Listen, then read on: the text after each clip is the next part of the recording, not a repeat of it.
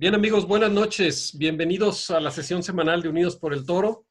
Transmitimos en alianza con Formafición Toro, con Decasta TV, FCTH y esta noche con el portal peruano Capotazo Toros. Les agradecemos a todos su asistencia. El invitado y conferencista de esta noche es Pablo Gómez de Barbieri, periodista del Perú, quien nos hablará esta noche sobre la tauromaquia peruana de los últimos 30 años. Pablo, saludos, bienvenido. De antemano, pues muchísimas gracias por tu participación. Agradecemos mucho tenerte aquí presente. Tenemos una hora para exponer el tema, Pablo, durante el cual al auditorio, por favor, querido auditorio, les pedimos mantener sus micrófonos cerrados y sus preguntas que vayan generando, por favor, colóquenlas en el chat del mismo Zoom y posteriormente serán expuestas a Pablo para que nos ayude a responderla. Pues no nos queda más, dispónganse a pasar un agradable momento y disfruten de esta sesión que con mucho gusto hacemos el equipo de Unidos por el Toro. Para conocer más de nuestro invitado, voy a compartirles una breve semblanza de Pablo. Pablo se ocupa de crónicas taurinas desde hace 30 años. Tiene a su cargo la página taurina semanal de la edición impresa de El Comercio, el diario más importante del Perú. El Comercio tiene 181 años de antigüedad y la página taurina más de 80 años apareciendo ininterrumpidamente todos los lunes del año. Escribe el blog Fiesta Brava en el Perú y el Mundo en la página web de El Comercio, que cuenta con más de 30,000 visitas mensuales. Conduce también el canal de YouTube Fiesta Brava en el Perú y el Mundo, con más de 2,000 suscriptores y más de 1,000,000 de visitas. Antes, Pablo hizo crónica taurina en los diarios limeños Correo, de 2001 a 2011, Gestión en 1998 y Expreso, de 1993 a 1996. De 1990 a 2002, fue fundador, productor, presentador y guionista del programa taurino Afición, en sus versiones radial y en televisión abierta y cable.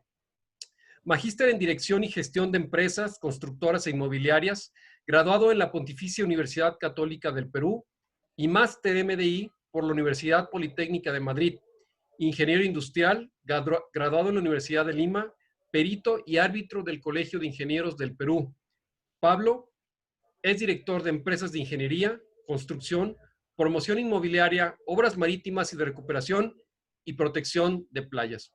Pablo, de nuevo, muchas gracias y bienvenido. Los micrófonos ahora sí son tuyos y adelante, puedes compartir pantalla. Gracias, muy amable. Las gracias a ustedes, es un honor para mí estar con ustedes. Y lo que les voy a contar hoy día es una semblanza de lo que ha pasado en el Perú los últimos 30 años con la tauromaquia. Voy a compartirles una presentación que les he preparado. ¿Verdad? ¿La tienen en pantalla? Correcto, ahí te vemos. De acuerdo.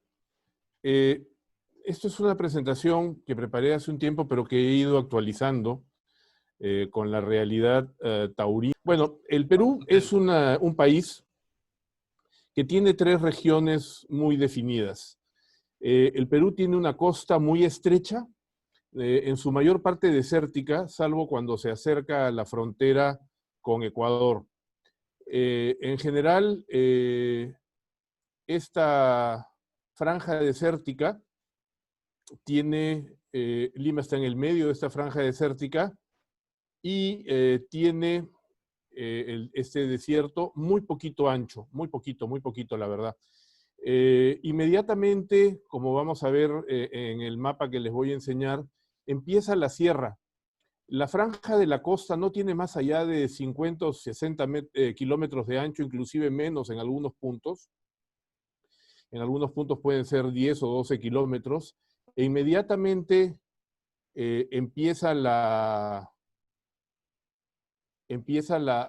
sierra y rápidamente se sube desde el nivel del mar hasta altitudes que pueden ser asombrosas y que pueden alcanzar, aquí ahora creo que sí tengo,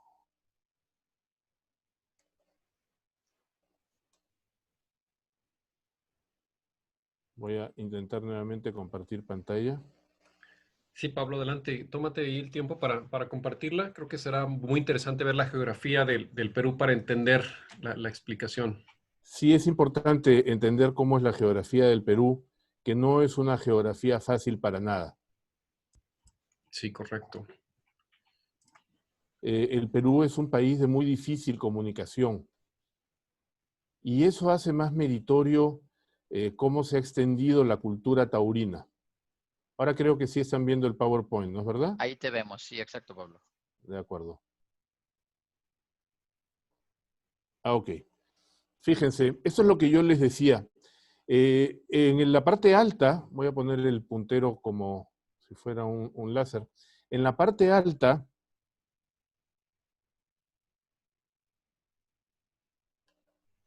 está el Ecuador y en la parte baja está Chile. Y además colindamos con Colombia en el noreste, Brasil en el este y Bolivia en el sur. Aquí se ve en color amarillo clarito lo que sería la costa, pero en realidad la franja de costa es mucho más angosta que lo que están viendo ustedes aquí dibujado.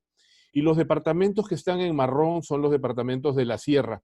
Y les decía que uno parte de la costa a nivel del mar y después de recorrer 150 o 200 kilómetros puede estar a 4.800 metros sobre el nivel del mar. Una vez que uno llega, uno sale, por ejemplo, de Lima, sube a 4.800 metros que está por aquí, y luego cruza la sierra, pero empieza a bajar y llega a la selva. Prácticamente todos los departamentos del Perú son taurinos, salvo estos que están en verde de la selva. Y en realidad es por el clima y por la dificultad de poder llevar toros, porque estoy seguro que si fuera fácil llevar toros hasta la selva, los departamentos de la selva también serían taurinos. La mayor parte de las plazas de toros que vamos a ver están en la sierra y les he puesto además la altitud de cada una. Muchas veces se piensa que la tauromaquia es una cultura que nos han trasplantado, que los españoles nos trajeron y nos dejaron aquí. Eh, Inclusive hay quien dice, no, nos la impusieron. No, señores, la tauromaquia en América, después de 500 años, es propia. Es más, si uno ve el desarrollo de la tauromaquia en México, en el Perú y en España, cada país llevaba un rumbo separado. Luego, con el tiempo y conforme mejoraban las comunicaciones, las aficiones de cada país querían parecerse a esa tauromaquia española. Pero en el Perú, por ejemplo, hay este rito que ustedes están viendo en la parte superior, con mucha ceremonia y con el misterio de considerar casi un dios al cóndor. Se captura el cóndor a 5.000 o 5.500 metros sobre el nivel del mar, y ese cóndor, luego de una ceremonia y un rito de respeto, se amarra en la parte alta de un toro, y ese toro es capeado, y eso es lo que se llama el toro Pucllay. Algunos le dicen jaguar toro, inclusive hay una novela de un escritor famoso del Perú que se llama Jaguar Toro, donde lo que se ve es que el cóndor, que es la cultura autóctona, está sobre, perdón, el cóndor, que es la cultura autóctona, está sobre el toro, y entonces esta simbiosis es lo que nos muestra cómo el toro se ha vuelto parte de nuestra cultura. Lo que ven abajo a la derecha son unos toritos que se pintan de colores, que se llaman toritos de Pucará. Se hacen en cerámica y se entierran en los campos después de sembrados, porque de esa manera el rito dice que el campo va a tener mayor fertilidad que el toro le va a conferir. Y cuando se techa una casa, cuando se techa una construcción, sobre el tejado se colocan, como ven esa foto, con una cruz, los toritos de Pucará. El Inca Garcilaso de la Vega, que fue sobrino de incas y hijo de una princesa inca con un capitán español, cuenta que cuando él era niño llegaron los primeros toros al Cusco, los nativos cusqueños, que hasta ese momento solo conocían a la llama y a los pocos cerdos que habían llegado por delante, se asombraron con la fuerza y con las embestidas de estos toros. Y entonces, eso explica por qué este asombro ante un animal tan fuerte, tan potente y con una capacidad de reproducción tan alta, ha llamado la atención de los peruanos desde hace 500 años. Pero les voy a explicar ahora, además, cuál es la columna vertebral social de la fiesta de los toros en el Perú. Les voy adelantando que en el interior del Perú la figura del empresario taurino no existe. En la mayor parte de las plazas del Perú, casi en la totalidad, existen los mayordomos, capitanes de plaza, alfereces o alferados, que aportan los toros, los honorarios de los toreros y que organizan las ferias taurinas. ¿Y esto por qué lo hacen? Lo hacen por devoción al santo patrón o a la santa patrona de la localidad y por lograr aceptación social. Ellos sienten que si no organizan una buena feria taurina para su pueblo, no les va a ir bien porque el patrón o la patrona no los va a ayudar durante el año.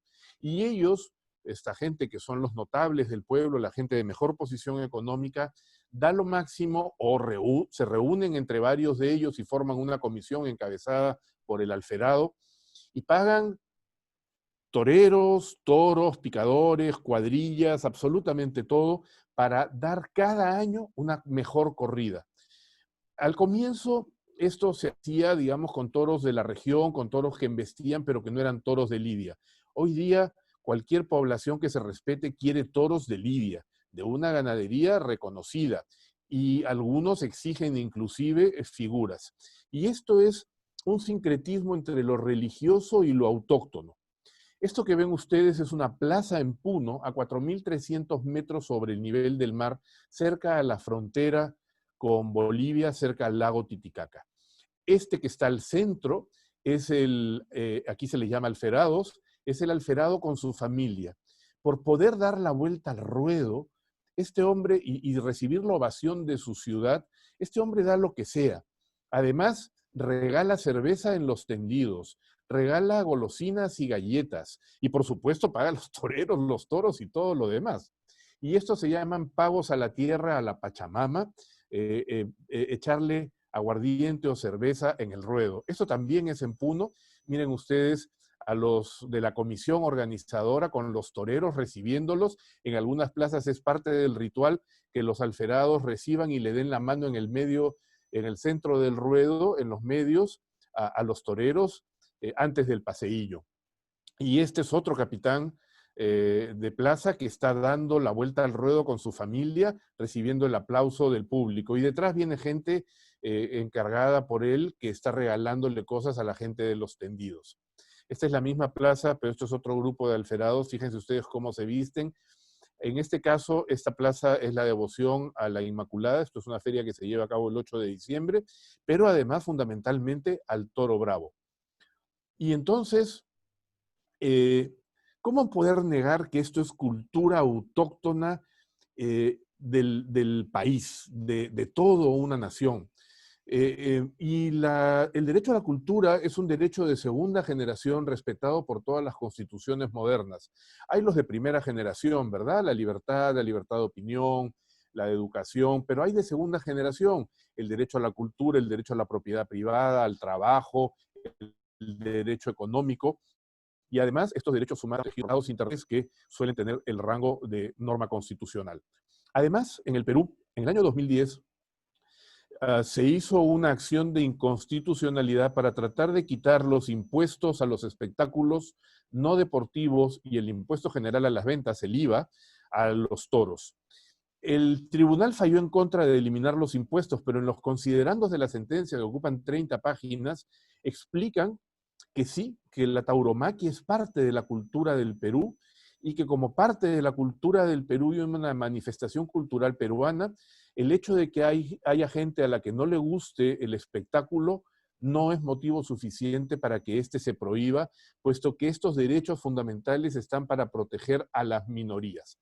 Es más, uno de los magistrados había votado en el 2004 una sentencia que es ambigua respecto al tema de la tauromaquia en sí, y también votó esta sentencia de 2010. Pero hizo un voto singular para que, como ustedes puedan leer ahí, él aclarase que para que no hubiera dudas respecto a lo que él dijo el 2004 en esa sentencia que está en rojo, la 0042, en esta sentencia, en la 017-2010, él dejaba muy en claro que sí, que la tauromaquia era evidentemente parte de la cultura del Perú. En el año 2018, a fines, un grupo de antitaurinos, y esto se ha repetido en todos los países, pretendió que la excepción en la ley de protección animal, que dice que la tauromaquia y las peleas de gallos no están incluidas en los alcances de la ley de protección de animales, fundamentalmente animales domésticos y silvestres, eh, pretendieron unos animalistas que eso se declarara inconstitucional. Y esto se debatió en una sesión pública, que es la que tienen ustedes ahí a la vista, en el Tribunal Constitucional.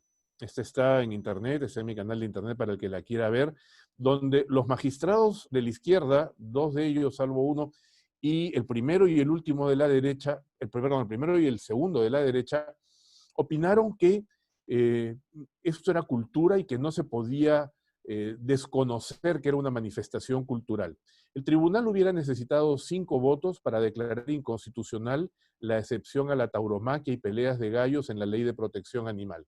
Pues bueno, solo obtuvieron 3, mientras que 4 votos estuvieron a favor de declarar constitucional esta manifestación cultural. Por lo tanto, en el Perú ya hay 2 sentencias del Tribunal Constitucional avalando esto.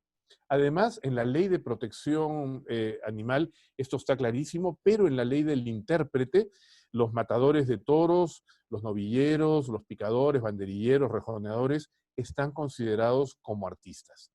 Esto mismo pasó en Francia. Lo que tienen ustedes aquí en imagen es la Corte Constitucional Francesa, donde los antitaurinos pretendían que la ley de protección animal operara sin excepciones aún en las regiones taurinas. Y la Corte Constitucional dijo que sí eran lógicas esas excepciones, puesto que formaban parte de la tradición de lo que se llama la Unión de las Villas Taurinas Francesas. En Colombia se intentó hacer lo mismo, y en Colombia han habido varias sentencias, alguna generada por la intención del exalcalde Petro, este guerrillero, este ex guerrillero que pretendía que no hubiera toros en Bogotá. Y bueno, la Corte Constitucional de Colombia también votó a favor de la tauromaquia. Y por supuesto en España, para anular la disposición del Parlamento de Cataluña y la del Parlamento Balear, que pretendían que no hubiera toros en esos sitios. Por lo tanto, miren ustedes cómo es el público en las plazas del interior del Perú, y por eso decimos que los toros son el eje central de eso que en el Perú se llama el Perú profundo. Muchas veces en esta página que yo llevo en el comercio, que es una página de toros que sale todos los días lunes del año, salvo ahora en la pandemia que sale solo un artículo, pero no la página completa. Esta es una página completa de un diario de gran formato. El Comercio es un diario que tiene 185 años de antigüedad, es el más importante del Perú, y la página taurina aparece, esta página taurina aparece todos los días lunes, desde hace 80 años sin interrupción. En esos 80 años yo soy el cuarto que está a cargo de ella, y entonces a veces pues yo les pregunto a los políticos, aquí hay congresistas, alcaldes, y me han pasado cosas curiosas. Este congresista, el tercero empezando desde la izquierda, presentó un proyecto de ley que fue firmado por 2 congresistas de un departamento muy taurino que se llama Cajamarca. Y yo estaba justamente en Cajamarca en la feria de Chota y le pregunté a la alcaldesa de Chota que qué le parecía que 2 congresistas de Cajamarca hubieran firmado un proyecto de ley en contra de los toros.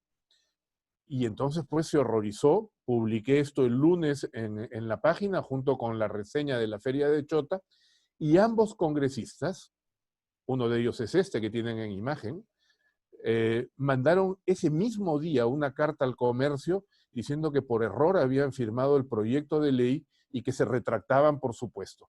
Y este congresista me llamó, este es un congresista antiminero que defiende que no haya minería en su departamento de Cajamarca, ha cerrado un proyecto, el inicio de un proyecto de minería de oro, y me dijo, mira, me dijo, yo me preocupo de las lagartijitas y de los reptiles chiquitos ahí en Conga.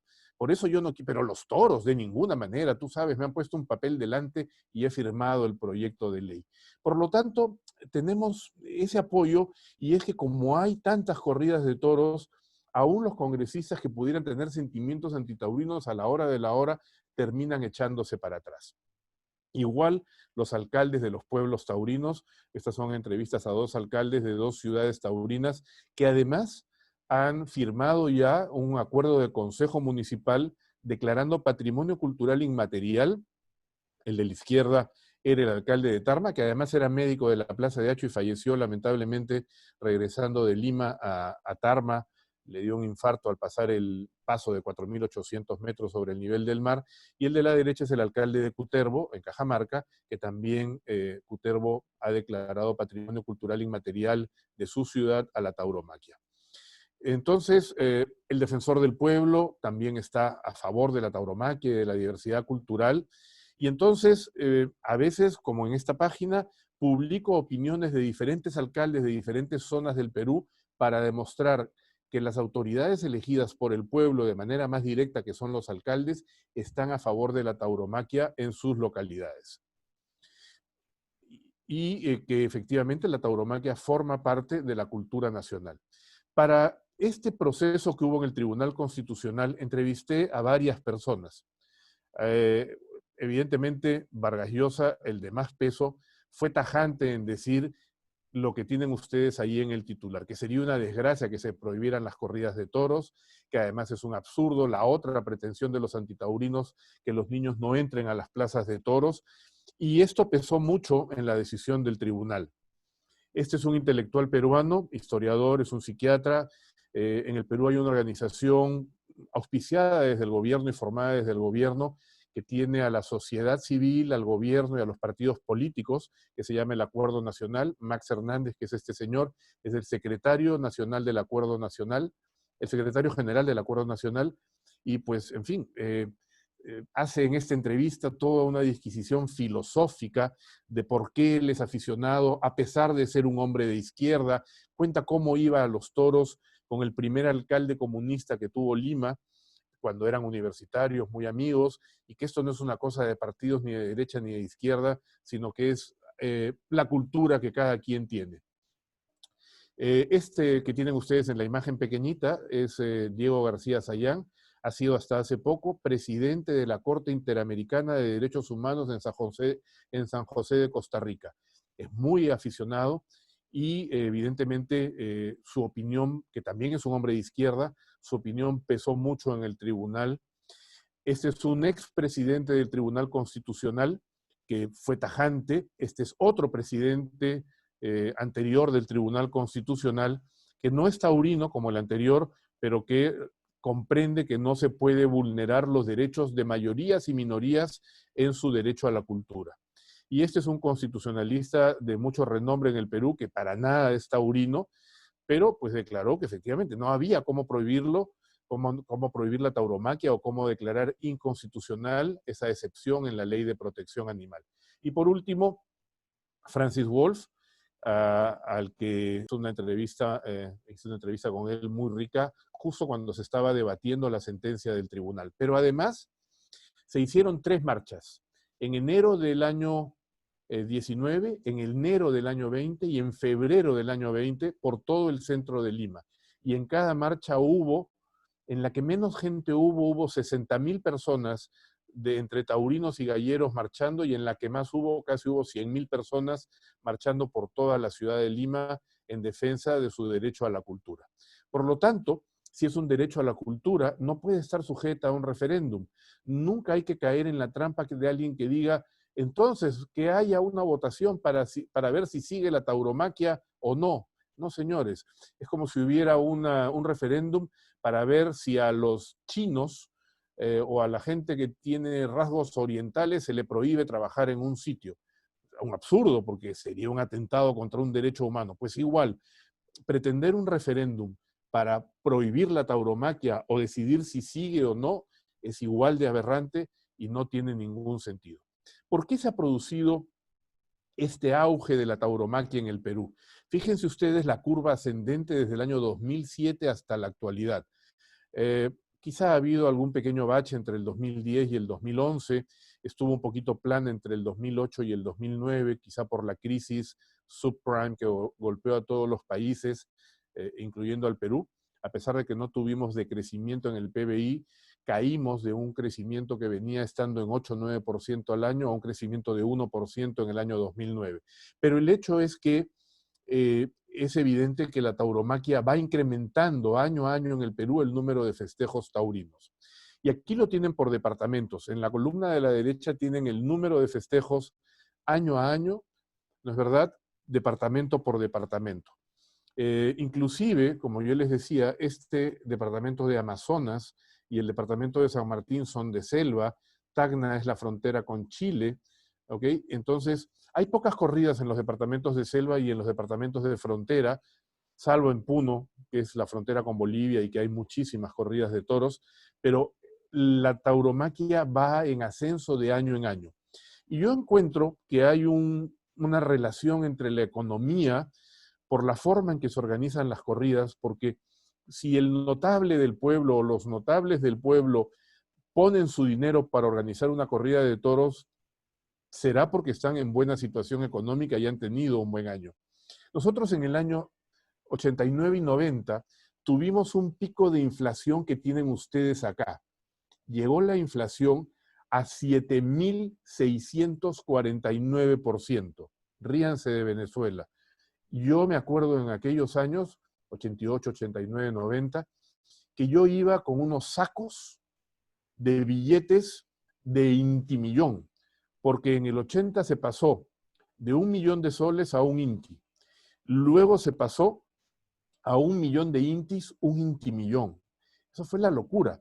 Y entonces yo iba con sacos de intimillón y me salía con un fajito de dólares de lo que cambiaba y tenía que cambiar de viernes a lunes porque perdía 15% el valor de mi dinero. Claro, la situación económica era fatal. A partir del año 90 se produjo un shock económico y miren ustedes, la inflación cayó a niveles razonables y lógicos debajo del 5%. Eso hizo que entre el año 71 y 90 y sobre todo del 85 al 90, el Producto Bruto Interno del Perú disminuyera en términos reales como lo ven ahí. Pero del año 90 en adelante hasta ahora, salvo este pequeño bachecito que les conté que hubo de ligero crecimiento, pero no de decrecimiento entre el 2008 y el 2009, hemos seguido subiendo. Y por eso me preocupa la pandemia, porque este año probablemente el PBI del Perú va a caer 20%, lo que nunca había sucedido. Y eso quizá haga que esta gente que organiza corridas de toros en el interior del Perú no esté en buena situación económica el año que viene, aunque tuviéramos ya vacuna. Entonces, hay una relación entre esta última parte del año 91 en adelante, ¿no es verdad?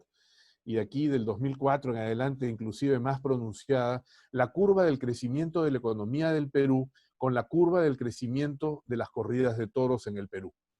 Porque en el Perú hay más de 4.5 millones, se aproxima más a 5 millones, que consideran que sus fiestas patronales no pueden dejar de tener corridas de toros. Eso hace que haya más de 700 festejos taurinos al año en el Perú, y que esto sea un rito para estos pobladores del interior del Perú, y que no se puede modificar el rito porque para esta gente la estocada es lo más importante que puede haber. No les gusta el caballo, no les gusta la pica, pero ya han aprendido a aceptarlo, porque los toreros que van, que cada día torean toros más serios en estos pueblos donde no hay enfermería, pues ya no admiten una corrida sin picadores, pero aceptan los picadores y los van entendiendo poco a poco los más aficionados del pueblo. Pero hay ciertos pueblos que, como el torero pinche, no sale íntegro de este pueblo. La estocada es importantísima para ellos. Entonces, en la economía del Perú, y luego les voy a explicar cómo lo hice, un día hablando con Diego Sánchez de la Fuente de la Economía del Toro, vimos el método que usaban ellos en España para evaluar esto y ahora se los explicaré. Aporta al producto del Perú 500 millones de soles, para hablar en dólares son 150, 170 millones de dólares, a pesar de que mucha de esta economía es subterránea. Esta es economía de los pueblos donde la gente gasta y aquí no hay un recibo, no hay una factura. Las entradas a los toros pueden costar $1.50 o $2, que simplemente es un precio simbólico, en otros lugares ni se cobra. Y, y genera en Lima aportes directos a la Sociedad de Beneficencia de Lima de casi $1 millón al año, a la Municipalidad del Rímac, donde está Hacho, esto es Hacho, esta parte de aquí, que aporta más o menos $300.000 al año, y efectivamente da muchísimo trabajo directo o indirecto. Y sin embargo, nos tildan de violentos, pero miren ustedes lo que dicen los violentos antitaurinos. Y cuando en la primera y segunda corrida los antitaurinos hacen marchas y protestas frente a Hacho, intentan inclusive agredir a las personas que entran. Cuando hay un debate con antitaurinos, yo saco esto y saco esta imagen. Un antitaurino acuchillando a un policía montado en la pierna. Esto es realmente violencia y no nosotros los taurinos. Ahora, el buque insignia de la tauromaquia peruana es este monumento, que realmente es hermosa, la Plaza de Hacho, y que es una plaza que con 254 años no ha cambiado, salvo en la parte interior, pero en la parte exterior lo único que ha cambiado son los alrededores. Vamos a ver luego unas fotos de cómo era, y se ha profundizado el ruedo para reducir su tamaño. Yo creo inclusive debería reducirse un poquito más, sigue siendo un ruedo muy grande de casi 60 metros de diámetro, y entonces ocurren dos cosas. El toro, no con mucha raza, pues se pierde en un ruedo tan grande, y por otro lado se desgasta demasiado en 4 vueltas al ruedo, y por último, además, un toro con un trapío más o menos se ve muy pobre en un ruedo tan amplio. Pero este monumento, que es un monumento vivo, nunca ha dejado de dar corridas de toros, tiene 254 años de antigüedad. Y es una maravilla que podamos contar con él en Lima. Esta es una vista nocturna de Lima, que está al otro lado del río. Este es el río Rímac, que está esta franja oscura que ven ustedes aquí.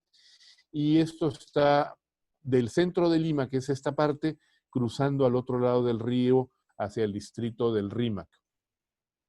Entonces, hay más de 700 festejos que se celebran en más de 280 plazas de toros firmes en todo el Perú, y en muchos otros lugares donde se daban, por ejemplo, hasta hace poco yo los he llegado a ver, toros en la plaza principal del pueblo. Ahora, pues, claro, en una plaza principal que tenía 200 metros por 100 metros, era dificilísimo lograr fijar a los toros. Entonces, en esos lugares, que son muchísimos, se llevan plazas portátiles, que hay varias, fuera de las 280 plazas de toros firmes. Este es el número de plazas de toros firmes en cada departamento del Perú a 2019. Hay varias cosas notables que les voy a ir mostrando, y son estos departamentos que les voy a resaltar, que son Ancash, Ayacucho, porque ha tenido un gran impulso en todo lo que es ganadería brava, Puno, en la frontera con Bolivia. En Puno hay mucho contrabando con Bolivia, y a pesar de que los toreros tienen que lidiar toros a más de 4.000 metros de altura, se vuelven locos por ir, porque le cobran el doble que en cualquier otro lugar. Y en Lima capital, y en Lima alrededores de la capital, como vamos a ver ahora, hay también numerosas plazas. Y Cajamarca, que es el departamento más taurino del Perú. Ancash es un departamento al norte de Lima, este es Ancash. Es un departamento minero. ¿Y qué sucede? Lo que sucede es que en el Perú hay una disposición que se llama el canon minero. Las empresas mineras deben entregarle, a través del gobierno, por supuesto, que recauda todo y luego distribuye, deben entregarle al gobierno regional del departamento, a las municipalidades provinciales que corresponda y a las distritales que corresponda, el 50% del impuesto a la renta. Y las mineras pagan un impuesto a la renta de 30% de sus utilidades. Entonces, hay mucha bonanza económica en este departamento de Ancash por la minería, y la tauromaquia ha crecido de forma espectacular. Ahí en Ancash está esta plaza de Huari, la plaza más grande del Perú. Fíjense ustedes, una plaza de más de 20.000 personas sentados en los tendidos. Luego vamos a ver que hay plazas donde la gente se pone en los cerros y quizá hay más gente, pero esta como plaza es la plaza más grande del Perú, además con un ruedo muy grande, a 3.000 metros de altura. Luego tenemos Chavín, miren lo que era Chavín en el año 95. Una placita sin ninguna importancia y la gente en el cerro. Era un hueco, un hueco con un anillo de concreto. Y los burladeros ya ni les cuento. Miren lo que es a partir de 2011. Ya es un escenario con techo sobre los tendidos por si llueve y es una plaza, la verdad, que envidiable. San Marcos en Ancash es otro lugar que es quizá el distrito de Ancash que más canon minero recibe. Miren ustedes la plaza de toros también muy grande, pero el rollo es un poco más pequeño que el de Huari, por lo tanto tiene menos capacidad. Hay otras más pequeñitas, que son unas placitas, digamos, de pueblo. La verdad, ven ustedes en el lado inferior derecho la altitud de cada lugar, 3.400 metros. Esto es Ticapampa. Esto era Ticapampa en 1970. Ya en el año 2012 que se produjo este mano a mano de dos novilleros que iban surgiendo y que nadie sabía en qué iban a terminar estos dos novilleros, ya era una placita un poquito más respetable, ven ustedes la foto acá arriba. Y estos dos novilleros, Andrés y Joaquín Galdós, torearon ese año en Ticapampa. Esto es la plaza de Ticapampa ahora, después de la foto que han visto, imagínense ustedes el progreso, y esto es una corrida que toreó Joaquín Galdós en solitario hace 2 años en Ticapampa. Esto es otro pueblito, es un pueblito muy pequeño, en la parte norte del departamento, a 2.700 metros, pero miren la plaza de toros que tiene. Esto es un pueblo aún más pequeñito y la plaza de toros, pues, en fin, ahí está. Y luego tenemos lo que es Lima Provincias. Aquí es donde yo quiero que presten un poco de atención porque aquí les voy a explicar un poco el carácter de cómo funciona esto. La ciudad de Lima es lo que está en amarillo. Esa es la provincia de Lima, que viene a ser Lima metropolitana, que es bastante extensa y que tiene entre 10 y 11 millones de habitantes. Pero el departamento de Lima es todo lo que está en rojo. Y entonces tenemos Lima acá. Miren ustedes la plaza de Hacho. Esto es una vista de un Google Maps. Y se me ocurrió poner plazas de toros. No aparecieron todas, pero miren la cantidad de puntitos rojos de plazas de toros. Y yo los voy a llevar a un viaje ahora que consiste en subir 70 kilómetros al norte de Lima por la carretera panamericana hasta este sitio que es Huaral. Esta es la capital de la provincia de Huaral, Huaral y el puerto de Chancay. Y de aquí vamos a subir hasta la parte alta, que es 4.700 metros sobre el nivel del mar. Como ven ustedes, es muy cortita la distancia. Estos son 70 kilómetros, estos son menos de 200 kilómetros hasta subir. Y van a ver ustedes cómo es la subida. Pero previo a eso vamos a mirar este otro valle que es Canta, lo vamos a ver muy rápidamente. En Canta hay estas plazas de toros. Aquí decía Rafael Puga, que fue el primer peruano que ganó el escapulario de oro del Señor de los Milagros y que es ganadero de toros, que en la época del Imperio Inca aquí deberían haber sido trogloditas, porque el torero que pinche aquí no sale vivo de Canta, tiene que cambiarse de ropa, ponerse algo encima, ropa de monosabio y escaparse si ha pinchado el toro. Esto es la Chaqui, esto es una placita portátil, aquí es donde se daban plazas en la mitad del pueblo. Pariamarca, que está también en esta subida, que es Canta, en la sierra, a 2.800 metros. Y aquí es el viaje que yo les quiero mostrar. Saliendo de Lima, 70 kilómetros al norte, este es Huaral. Y vamos a subir por esta carretera, y van a ver ustedes cómo es la carretera que llega aquí a 4.700 metros. Hay bastante minería. Es una carretera de tierra. En algunos sitios es para 2 autos, y cuando uno va subiendo por acá, empieza a ver los Andes y se siente uno pequeñísimo. Uno es insignificante al costado de estas montañas enormes que son la cordillera de los Andes. Miren ustedes lo estrecho que es el valle. Este río que baja por aquí es el río Chancay. El valle se llama Valle de Huaral, pero el río se llama Chancay. Y miren ustedes qué tan estrecho y cómo hay que subir por aquí. En esta zona, por ejemplo, si un auto viene en contra de uno tiene que detenerse. Y va ascendiendo y ascendiendo y ascendiendo rápidamente con mucha pendiente. Y hay una serie de pueblitos chiquitos, muy chiquititos. Este es uno de ellos, Santa Cruz de Andamarca. Y cuando uno los ve en Google Earth es sorprendente porque todos tienen una plaza de toros. Y entonces uno mira a la gente que entra en esa plaza de toros y dice, aquí hay el triple de gente de la que vive en el pueblo. ¿Qué ha pasado? Esta gente, en estas comunidades, fundamentalmente tienen minería muy cerca y muchos de ellos han ejercido presión sobre los mineros para manejar los canales de agua, las represas de agua y las centrales hidroeléctricas. Y ellos reciben, cada poblador recibe una cantidad importante al año de las empresas mineras. Esto ya no es canon minero, ni impuesto, ni nada. Ellos, como eran comunidad campesina y tenían propiedad del suelo, han exigido que las mineras le entreguen en efectivo a cada uno. Y miren ustedes la plaza de toros que se han construido. Ustedes creen que hay un estadio de fútbol, aquí no hay ningún estadio de fútbol. Aquí lo que no puede faltar es plaza de toros. Y la corrida o la feria cada año mejor que el año anterior. Esto es otro pueblito, más chiquito todavía. Se llama San Juan de Chauca.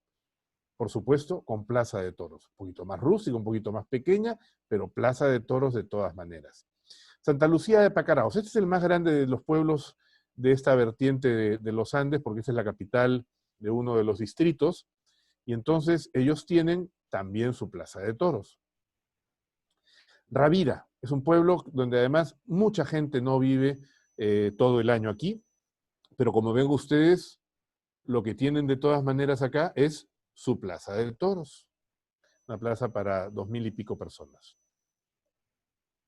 Santa Catalina, Huaral, otro pueblito. Ellos tienen una plaza de toros oval. Es un óvalo. Aquí lo tienen. ¿Se dan cuenta cómo un pueblo tan pequeñito, tan chiquito, tiene una plaza de toros?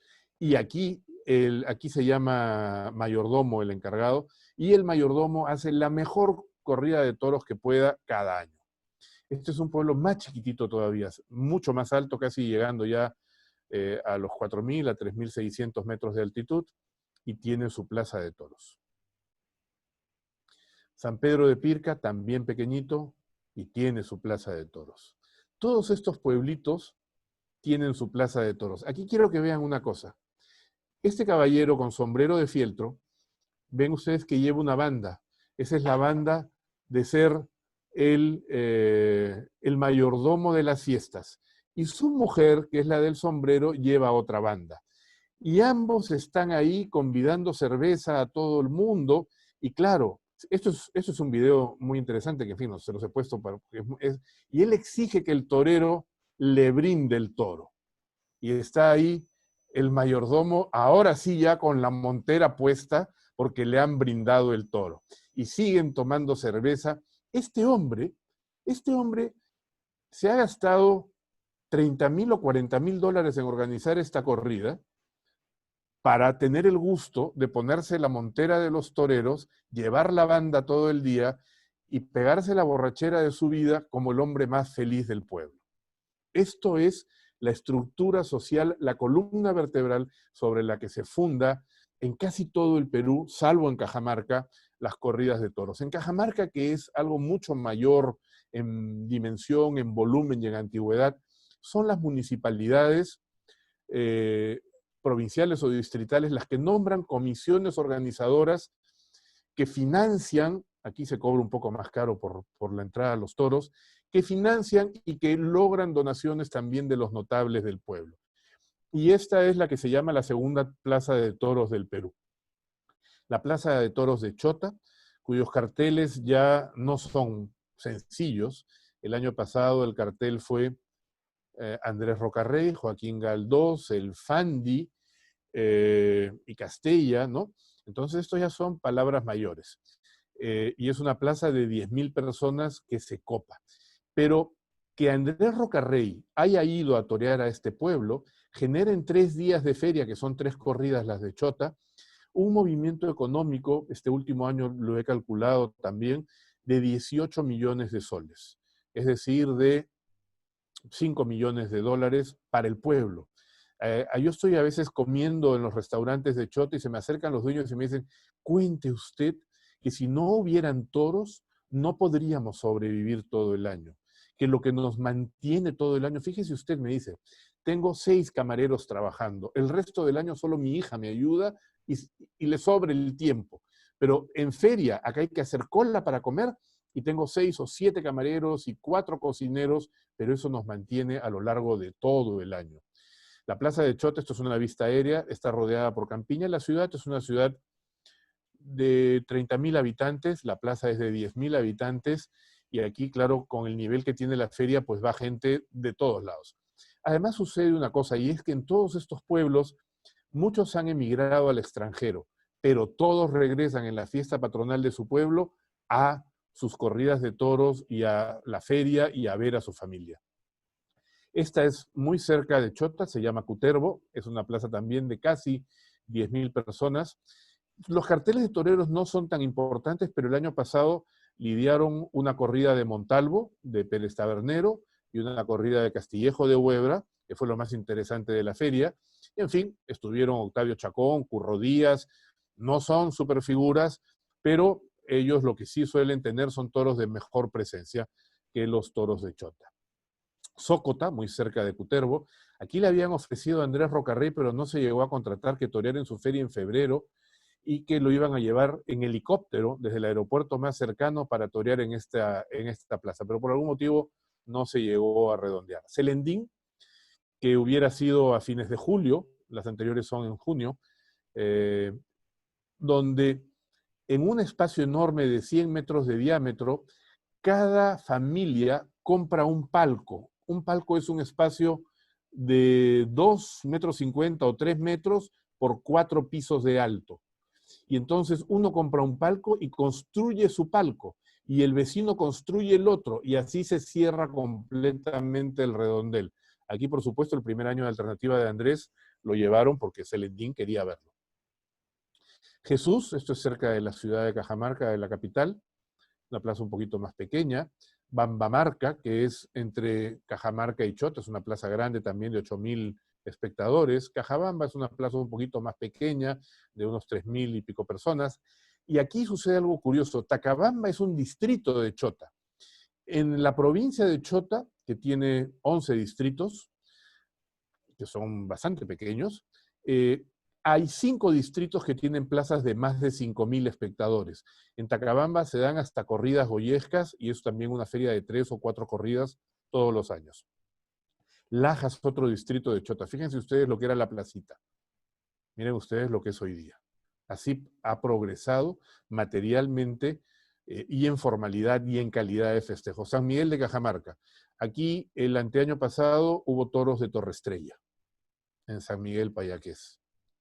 Santa Cruz de Cajamarca, otra plaza también importante que también suelen lidiar toros españoles o toros colombianos, porque muchas veces, si no pueden contratar toreros, contratan toros desde el extranjero, y porque además la ganadería brava del Perú muchas veces no se da abasto para todas estas corridas. San Pablo también en Cajamarca.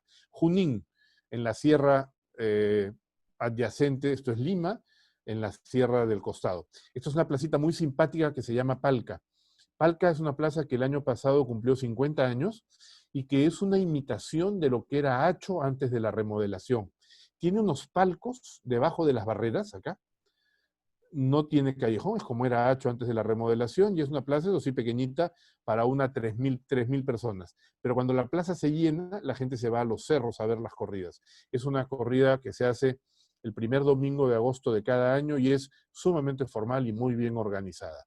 Esto es a 4.300 metros sobre el nivel del mar, en las Pampas de Junín, donde se dio una de las últimas batallas en América contra los españoles, la batalla de Junín, que la ganaron los húsares, los lanceros de Junín, por eso así se llama la plaza, y es una plaza con un frío espantoso, a 4.000 y pico metros, corre un viento helado terrible, pero miren ustedes, nadie deja de llenar la plaza, nadie deja de ir a los toros. Sicaya, otra placita en Junín, que también celebra el mismo día que Palca, que la anterior, la primera semana de agosto. Palcamayo, cerca del anterior, un pueblo muy chiquitito, pero miren la plaza de toros que tiene. Huasahuasi, que está también cerca de Palca, y que es un centro agrícola donde está el Centro Internacional de la Papa de la FAO. Acá se cultivan 3.000 variedades de papa, y por eso es conocido este pueblo, pero es un pueblo que no tuvo feria algunos años y que otra vez la tauromaquia ha regresado con fuerza. Y Puno. Esto es notable porque Puno es un departamento que está en el altiplano, a 4.000 metros de altura. Lo que ven ustedes aquí es el lago Titicaca, el lago más alto del mundo, que es la frontera entre Perú y Bolivia. Esto de aquí es Bolivia. Y aquí, pues miren ustedes lo que hay. Aquí también hay mucha minería. En esta zona, en Macusani, en Carabaya, hay minas de uranio cerca y el canon minero que les toca es enorme. Esto es un complejo multipropósito. Aquí hay piscina, gimnasio, estadio, plaza de toros, todo va junto uno al costado del otro. Y aquí, en Macusani, el ídolo de los ídolos es ese caballero que está dando la vuelta al ruedo, el Zapata. El Zapata cobra lo que quiere en Puno porque es el ídolo máximo. Entre los quites y los pares de banderillas y la fiesta que hace, el Zapata es el ídolo máximo, dando la vuelta, como ven ustedes ahí, con los alferados de Macusani. Esta es la primera foto que vimos y esto es un poco lo que es Puno. En Lampa también es parecido a lo que les conté de Selendín. La gente compra encima de los tendidos el derecho de hacer su palco y hacen palcos de varios pisos. Esto es en Ayaviri, que también funciona de la misma manera como Selendín. No es una plaza fija, pero es evidente que el sitio este no lo va a tocar nadie, es un ruedo enorme para que entren más palcos. Esto es Asillo, otro lugar en Puno, una plaza bastante grande. Y esto es Rosaspata. Fíjense que el toro no es un toro chiquito, ese es Israel Lancho que mide 2 metros de altura y donde le llega el toro. Y esto se llama el ruedo humano de Rosaspata. Aquí el que es de verdad macho se baja y se para afuera formando el perímetro del ruedo. Por supuesto, a veces los toros cogen, pero esto se llama el ruedo humano de Rosaspata en Puno. Es parte de la tradición que hay acá. Y aquí, como son muy machos, se bajan y se ponen ahí. Han aprendido a quedarse quietos porque ya saben que si se mueven el toro los coge, pero esa es la idiosincrasia del lugar. Huánuco, en la sierra ligeramente al norte del departamento de Lima, hay plazas también bastante grandes. Aquí en la zona de la Unión hay algunas ganaderías de Bravo. En Churubamba, a 2000 metros, también no hay muchísimas plazas, pero fíjense ustedes que las que hay se llenan todas hasta la bandera. Todo eso es en el mismo departamento. Y esto es en el sur, en Arequipa. Arequipa es un departamento que en la ciudad de Arequipa llegó a torear Juan Belmonte. Pero hoy en la ciudad de Arequipa solo hay una plaza, como vamos a ver, pero tiene varias particularidades. En la sierra, este es el lugar más importante, Viraco. En Viraco se han desarrollado muchas ganaderías de toros bravos, eso vamos a hablar al final, y es una zona que tiene por lo menos 6 u 8 ganaderías de toros bravos. Lo mismo en Cayoma, esta es una zona donde hay muchos pastizales, pero son zonas bastante altas, donde crían al toro aquí. Y aquí en Cotahuasi también hay 4 o 5 ganaderías de toros bravos, es la nueva plaza de Cotahuasi, fíjense ustedes qué bien terminada y bien acabada. Y estos son pueblitos más pequeños, pero no dejan de tener su plaza de toros y de hacer su corrida de toros lo más formal posible. Otro pueblito muy chiquitito, con su plaza de toros, Chachas. Ayo, fíjense ustedes el escándalo en Arequipa. Tiene plaza de toros, pero no tiene agua, luz ni desagüe el pueblo. No importa, pero tienen plaza de toros. ¿Cómo no van a tener plaza de toros? Pueblo que se respete tiene plaza de toros. Lo del agua, la luz, eso tiene menos importancia. Y esto es un sitio muy curioso, se llama el Valle de los Volcanes en las alturas de Arequipa. En el Valle de los Volcanes hay 85 conos volcánicos. Algunos tienen hasta 300 metros de alto, hay 2 que se llaman los mellizos, y algunos tienen 30 o 60 centímetros de alto, son muy pequeñitos.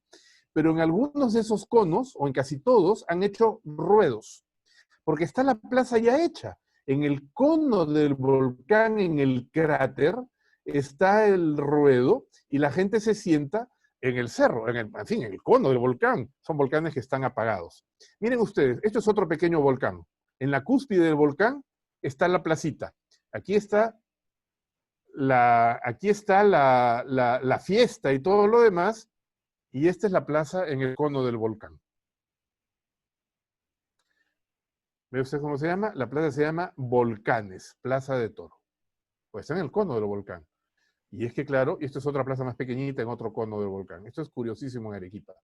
Y en la capital de Arequipa no hubo toros muchos años. Aquí hay una cosa que se llama peleas de toros, y hay varias plazas que podrían ser magníficas, alguna de ellas donde toreó Belmonte, que no se utilizan ya para corridas de toros, pero la gente de las alturas, de todas estas plazas que hemos visto antes, organiza en esta plaza de Uchumayo, que es una plaza como para unas 4,000 y pico personas, corridas de toros todos los años. En el Cusco, cerca de la ciudad imperial, hay varias plazas de toros, hay unas 20 o 21 plazas de toros, que no son pequeñitas. Esta es muy, muy alta, Maranganí, de 3.000 a 3.700.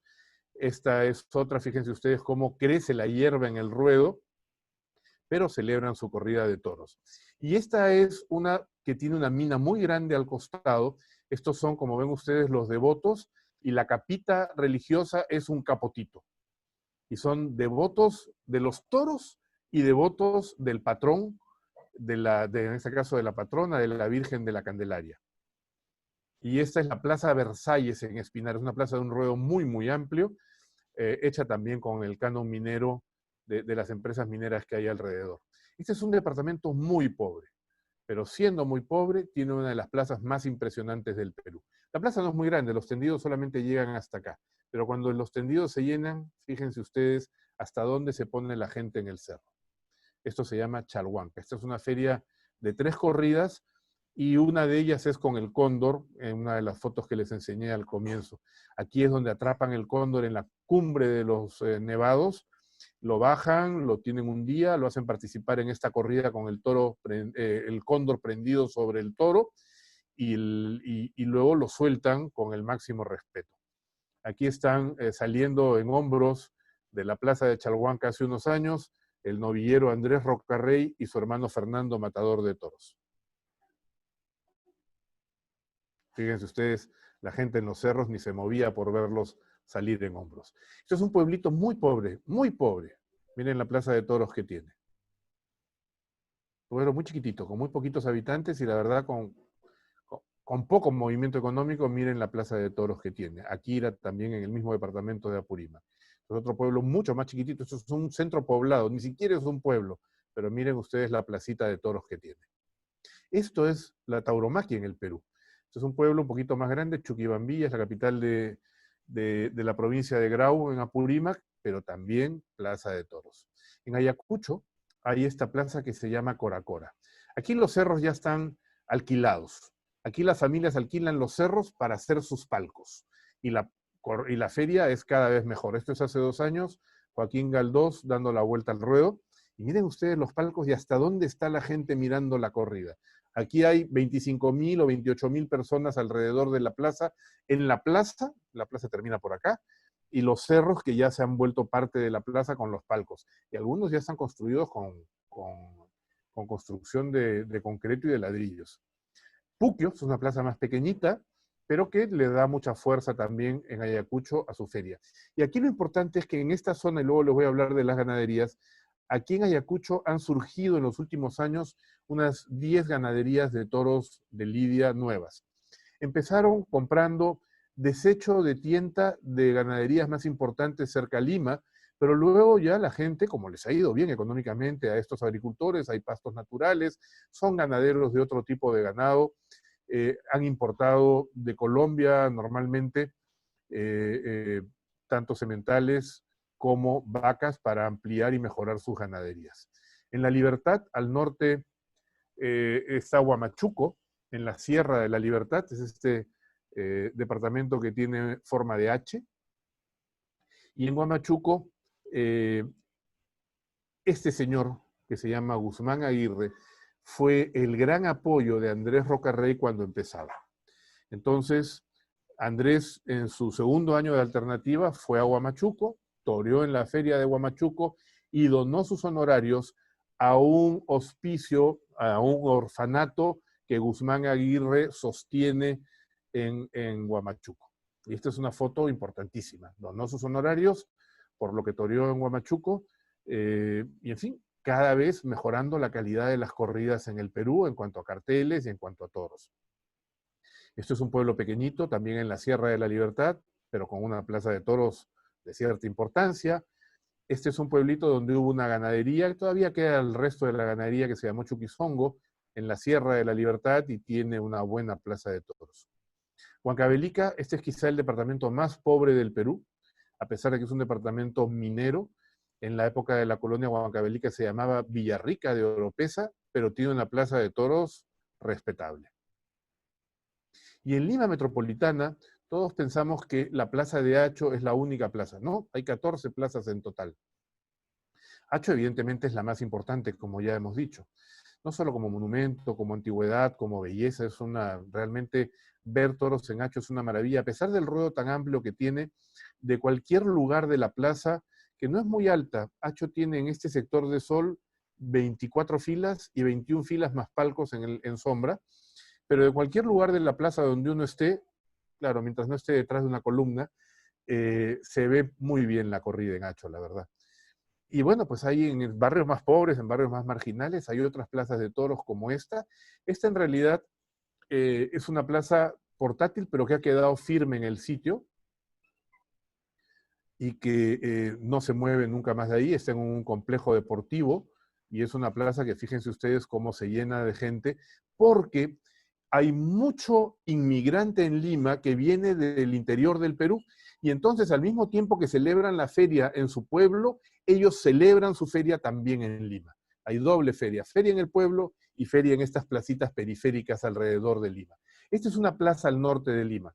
Si ustedes quisieran organizar su propia corrida en esta plaza que se llama Yaguartoro, ahora no, por fin, porque estamos en la epidemia, pero normalmente les daban turno para dentro de 2 años. Todos los sábados y domingos estaba copada esta plaza por 2 años. Y es una plaza también portátil en un sitio ya que se ha quedado para toda la vida. Es una plaza, en fin, portátil, como la están viendo ustedes, pero ya está fija en ese sitio desde hace muchísimos años. Y aquí lo que ven, por ejemplo, esta es una foto del año 2013, es que un pueblo de la Sierra de Lima, Ollón, organiza, aparte de la feria en Ollón, que está a 100 kilómetros de Lima, los residentes de Ollón en Lima organizan su feria. Además, uno entra a la plaza, paga su entrada, 20 o 30 soles, es decir, 8 o 10 dólares, y las señoras que lo reciben le entregan a ustedes un tamal y un brebaje del pueblo y un pancito con chicharrón y qué sé yo, porque están en la onda de hacer la fiesta del pueblo en Lima. Esta es una plaza también portátil que se ha quedado fija al sur de la ciudad. Miren ustedes que son barrios marginales, ¿no? Pero en fin, se llenan de gente y esta gente que vive ahí es gente que es inmigrante en Lima o hijos o nietos de los inmigrantes y se han vuelto pues aficionados a los toros. Esta es otra que queda en una zona que está poblada desde hace no mucho, se llama Mamara, es una zona también en la periferia de Lima, pero que tiene muchísimas corridas de toros todos los días domingo. Esta es una plaza que no tiene mucha actividad, es una plaza que hizo un empresario que fabricaba gelatinas o algo así, pero muy aficionado, hizo su plaza cerca a su fábrica de gelatinas. Y esta es La Esperanza en Lurín, que es de un aficionado que se llama Tito Fernández. Esta es una placita de tiendas donde nosotros nos divertíamos todos los sábados toreando lo que podíamos. Pero Tito le ha construido tendidos, le pone algunos tendidos portátiles cuando hace la feria, y ya el año pasado hizo la feria de la oportunidad. Este año hay un ganadero que es Aníbal Vázquez, que está tratando de organizar una feria, ya, si no se da la feria del Señor de los Milagros, que es probable que no se dé, de organizar con figuras 2 o 3 corridas y una novillada o un festival aquí en La Esperanza de Lurín. Esto está a 25 kilómetros al sur de Lima. ¿Y qué ha pasado con las ganaderías en el Perú? Porque, ¿cómo hacemos esto? Cuando se lidiaban los toros desde el siglo XVI, desde 1540, que es la primera corrida en Lima, 1560, la primera corrida en el Cusco, se lidiaban en la plaza. Esto es un dibujo de la plaza central de Lima, y entonces se lidiaban toros, y los toros se criaban. Esta es la plaza, por si acaso, para el que no conoce Lima. Esta placita es hoy día la Plaza de Armas de Lima. Esto es el Palacio de Gobierno, la Municipalidad de Lima, la catedral al lado derecho que no estamos viendo, la plazuela, la fuente central de la plaza. Y entonces, en aquella época, se lidiaban toros alrededor de Lima.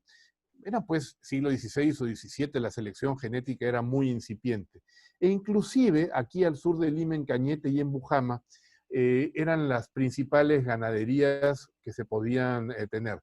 Y algunas aquí al norte de Lima, cerca de Huaral, que les mostré hace un momento, también habían ganaderías. Eran haciendas y ganaderías en general, pero que seleccionaban toros bravos para estas corridas.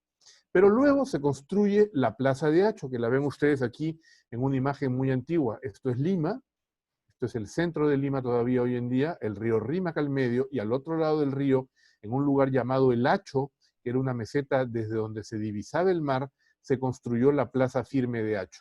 El que la construyó, Agustín de Landaburu, era ganadero de toros bravos, había sido alcalde de Lima. Lima quedó totalmente destruida en 1746 con un terremoto terrible y un tsunami espantoso que arrasó con el Callao. Y 20 años más tarde, que ya estaba recuperada la ciudad, Landaburu, aquí donde se armaba una placita portátil, aquí, es otra vista, pidió autorización al virrey Amat, que era muy aficionado, un catalán muy aficionado, Manuel Amat, y le concedió la autorización con un plazo de usufructo de este terreno, que era un terreno público, de unos 70 años, mientras se cubría el costo de la plaza y los beneficios, o una parte de los beneficios, unos 60 o 70 años, y además la mayor parte de los beneficios para el Hospicio de Pobres de Lima. Y efectivamente, en un año, Landaburu construyó la plaza. Y como ven ustedes, los machones son los mismos, solo que, o sea, la parte externa de Hacho es la misma y lo único que ha cambiado es la parte interior de la plaza. En esa época se seguían criando toros alrededor de Lima, y los toros que más lejos se criaban en Cañete y en Mala, y en el norte de Lima. En el siglo XIX, esto es una foto ya de Hacho en el siglo XIX, desde el Cerro San Cristóbal. Como ven ustedes, esto es el Rímac, el río Rímac y el centro de Lima. Lima en esa época se acababa aquí. Hoy día llega hasta el mar, que está al fondo, pero en esa época se acababa por acá. Ya en el siglo XIX se hace el primer intento importante por criar toros de una manera más parecida a una ganadería formal. Y el empresario de Hacho, Manuel Miranda, en 1870, importa toros de Miura, toros de Veragua, de Colmenar, toros de casta navarra, y los cruza con otra ganadería llamada La Rinconada de Mala, que ya tenía unos 30 años de antigüedad, y con otras vacas de la ganadería que había sido de Landaburu, y crea la primera, en 1870, la primera ganadería formal, muy cerquita de Lima. Si esto es Lima, aquí donde tengo el punto rojo, forma Manuel Miranda la ganadería de Cieneguilla. Pero 9 años más tarde, en 1879, empieza la guerra con Chile. Y en el año 81, los chilenos, una vez hundida la flota peruana, que duró unos cuantos meses impidiendo que los chilenos navegaran y trajeran tropa, en 1881 los chilenos desembarcan por acá, donde estaban estas ganaderías de Lidia, de Bujama y de Mala, y van subiendo. Y Miranda, con su propio peculio, organiza un batallón de defensores del Valle de Pachacamac, donde estaba su ganadería, y de defensa de Lima. Y por supuesto los chilenos arrasan con la ganadería y arrasan con la hacienda en represalia a lo que Manuel Miranda había hecho. Cuando acaba la guerra con Chile en el año 83, el Perú está devastado. Los chilenos habían llegado hasta aquí. Habían destruido toda la capacidad productiva del Perú. Y, sin embargo, la ganadería más importante que quedó estaba ubicada acá, llamada La Rinconada de Mala, que empieza a utilizar toros que se importaban al Perú desde España para crear nuevamente el pie de cría. Y Juan Alberto Asín es uno de los ganaderos de La Rinconada de Mala, que además era capeador a caballo. Había quedado la costumbre después de la independencia, cuando se van los españoles y desaparecen los picadores, de hacer una especie de rejoneo en vez de la suerte de varas en el Perú. Y esa costumbre se mantuvo hasta fines del siglo XIX, comienzos del siglo XX, ya evidentemente no como parte de la lidia habitual, y esta familia Asín eran capeadores a caballo muy famosos. Los Asín son los principales ganaderos en el siglo XIX, mientras se van recuperando algunas haciendas. Esto es una foto de Hacho en el siglo XIX. Como ven ustedes, el ruedo es enorme. Inclusive había en el centro del ruedo unos postes parados llamados el templador. Y era una especie de burladero. Si el torero no llegaba a los burladeros, tenía que llegar al templador. Y como les mostré en la Plaza de Palca, que es una imitación de Hacho en esta situación, habían unos palcos. La gente, para entrar a estos palcos, que era la entrada preferente, entraban al ruedo y subían por unas escaleritas y entraban a los palcos para poder ver la corrida justo detrás de los toreros. El tendido empezaba inmediatamente arriba. Este es Juan Belmonte en la Plaza Antigua de Hacho. toreando un toro, o de la Rinconada de Mala, o toros mexicanos que se lidiaban también mucho, se traían muchos toros de México, o toros de un ganadero que empieza a comienzos de siglo llamado Celso Vázquez, y Celso Vázquez también tuvo una ganadería importante. Juan Belmonte estuvo en Lima a comienzos de siglo, Joselito, meses antes de su muerte. Este es Joselito, y fíjense ustedes lo elegante que se ponía en la plaza cuando la corrida era de gala, con la zarita de paja de los años 20. El gallo, un poco después. El gallo tiene una anécdota muy curiosa. El gallo se perdió en el Perú y lo ubicaron en el Cusco. Había ido por Arequipa, por todo el sur del Perú toreando. Pero en algún momento no hubo más corridas y él no tenía dinero para seguir viviendo.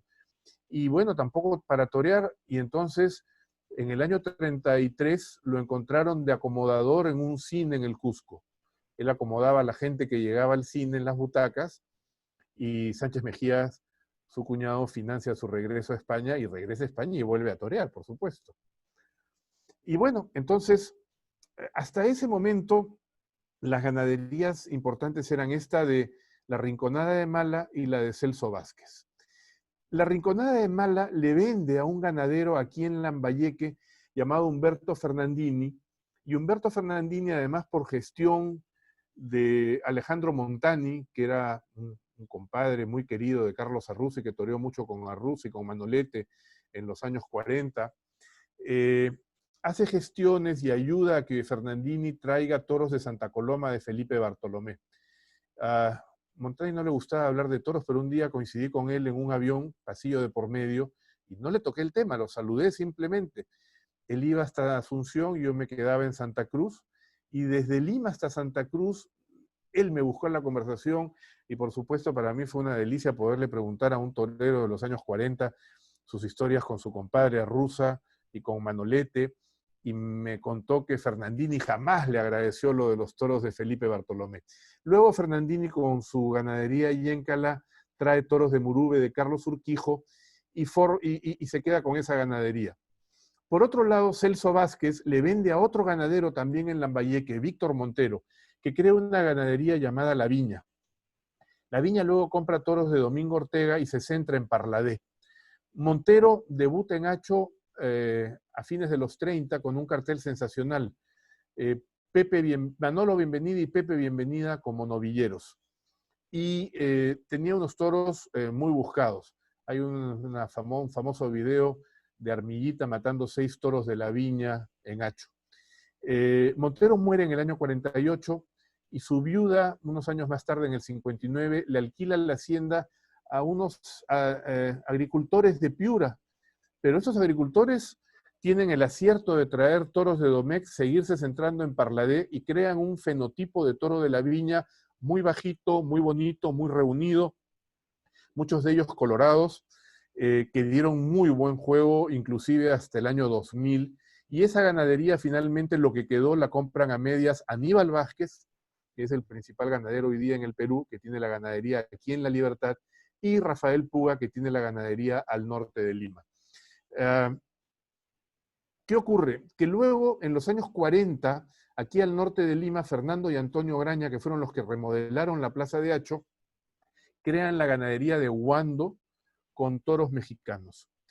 No les va muy bien con Huando, no es una cosa muy afortunada el cruce que hacen ellos en Huando, y luego crean otra ganadería, Jaral del Monte, con toros de Parladé de Juan Pedro Domecq. En La Libertad se crean varias ganaderías, Salamanca, Chuquizongo, Rafael Puga, padre Rafael Puga Estrada, crea una ganadería enorme, La Pauca, en Cajamarca, pero en los años 70 llega una reforma agraria de un gobierno militar izquierdista y hace que todos los latifundios y por supuesto todas las ganaderías se conviertan en cooperativas. Y esto es tan terrible como la guerra con Chile. Al cabo de los 11 años de la dictadura militar, los toros bravos en el Perú habían prácticamente desaparecido. Fíjense, esta es una foto del año 43, es Hacho antiguo todavía, miren ese ruedo enorme, es muy bajita la plaza por dentro, pero por fuera es la misma plaza que conocemos hoy en día. Y sin embargo, se seguían, esto es la Rinconada de Mala, la Plaza de Tientas y la Rinconada de Mala, a 80 kilómetros al sur de Lima. Esto está en ruinas, pero existe todavía. Esto es Hacho en el año 43, un acercamiento. Fíjense ustedes, era una plaza muy, muy amplia, muy bajita de altura acá.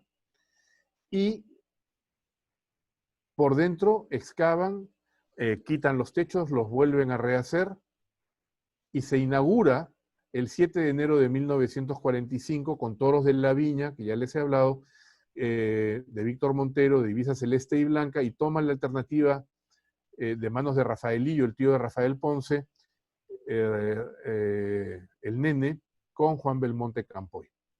Y en marzo del 46 se produce el acontecimiento de los acontecimientos en Lima. Se presenta Manolete, con Arruza y Juan Belmonte hijo. Y Lima se paraliza para ver esta corrida y para ver a Manolete en Lima, que llega por primera vez aquel año. Ese mismo año, en octubre, se inaugura la Feria del Señor de los Milagros, y el 27 de octubre se da un cartel que no se había dado ni se volvería a dar jamás, el que tienen ustedes en imagen. Armillita, Domingo Ortega y Manolete. Aquella corrida, la primera del 27, fue con estos toros de Huando de Antonio y Fernando Graña, que eran los empresarios de la plaza, y no dio buen juego, fue una corrida que salió muy mal, y la repitieron el 1 de noviembre con el mismo cartel, pero con toros de Shanghái. Y aquella sí fue una gran corrida, como ven ustedes ahí. Armillita cortó 2 orejas, Ortega y Manolete cortaron el rabo, y en fin, fue una cosa sensacional. Aquí ustedes reconocen quién está toreando en Hacho. Esto es Hacho recién remodelado. Y esto es Hacho recién remodelado. Como ven ustedes, por afuera sigue siendo lo mismo, pero por adentro ya no tiene esa misma altura, sino que se ha profundizado el ruedo. Y no pudieron profundizarlo más porque estando el río tan cerca acá, en ese tiempo encontraron agua y ahí se tuvieron que quedar. Sin embargo, Hacho hoy día tiene un acceso hermoso por este lado, que se hizo recién en el año 62. Y este acceso no existía. Uno entraba en unos callejones entre estas viviendas modestas que rodeaban la plaza de Hacho. Esto es Hacho ya en el año 52. Y se construye una plaza monumental en el Perú en el año 48. Es la Monumental de Chacrarríos. Una plaza que buscaba ser, tenía casi 30.000 personas de capacidad, pero solo se dieron 3 ferias del Señor de los Milagros. En primer lugar, como ven ustedes, estaba rodeada de campos, llegar y caminar. Dicen que las mujeres se hundían con los tacos cuando trataban de llegar a la plaza desde donde se dejaban los autos, y se les hizo además toda una enorme leyenda negra por el viento que había y todo lo demás, para que la Feria del Señor de los Milagros regresara a Hacho, como así ocurrió el año 52. Y entonces el Campo Bravo tuvo que reconstruirse después del año 1980, donde a los pocos años, primero los ganaderos trataron de recuperar lo que había de Yéncala, lo que había de la Viña, lo que había de estas ganaderías de Huando, la Huaca, la Pauca, pero claro, es que esto ya nadie lo había seleccionado a lo largo de 11 años. Y entonces tienen que hacer importaciones de ganado español en su mayor parte. ¿Por qué español? Porque es evidente que para un ganadero que está volviendo a empezar y a tener un pie de cría, lo de Domecq le ofrece un campo enorme para poder conseguir refrescar la sangre. La primera importación la hace Roberto Puga en el año 83, se forman 2 ganaderías, la de Roberto Puga y San Fernando de Peter Keckling, luego su hermano Rafael, ellos criaban al norte de Lima en el mismo fundo, desecha también lo que quiere recuperar de las ganaderías antiguas y empieza también con Parladé.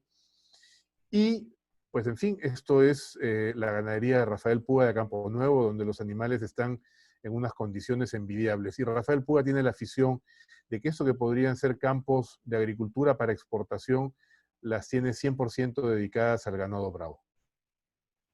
Es un sitio maravilloso, es una irrigación. Y esta es la ganadería más larga, más extensa y por hoy la más importante en el Perú, que es la de Aníbal Vázquez, padre e hijo, que tienen 3 hierros. Tienen el hierro de Paiján, el hierro de la Viña, que se lo compraron a las cooperativas después de la reforma agraria, y el hierro del Olivar. Aníbal Vázquez hijo ha resucitado el hierro de don Celso Vázquez de comienzos del siglo XX. y viven en medio de unos bosques en grandes extensiones. Es una ganadería, la verdad, que está muy bien llevada y que da muy buen resultado. Este es Rafael Puga en su ganadería hace unos años, en un reportaje que le hicimos en televisión en el año 90, demostrando cómo un becerrito de 1 año es capaz de embestir. Porque lo que hay que decirle a los antitaurinos es que estos animales son pues animales que viven en condiciones inmejorables y envidiables. El desecho de tienta de estas ganaderías que les he ido contando, más Santa Rosa, que es esta de Alfredo Galdós, que ahora tiene también Parladé por la vía de Matilla, el desecho de tienta se lo fueron vendiendo a esta gente del interior del Perú que quería ser ganaderos y que luego ya han ido importando sementales y vacas de otras ganaderías, y hoy día debe haber unas 60 ganaderías de Bravo en el Perú. Muchas de estas de los pueblos lidian cerca a sus pueblos y las más importantes lidian en el Perú. Hay otras ganaderías de una familia Sánchez Paredes que son bastante extensas y que han importado de Núñez, de Parladé, en fin, de diferentes, pero muchos de ellos no se dan abasto para todo lo que se consume en toros bravos en el Perú. Y bueno, esto es los motivos por los cuales se suele decir que si se alterase el rito de la tauromaquia, se tendría que extinguir y exterminar esas decenas de miles de reses bravas.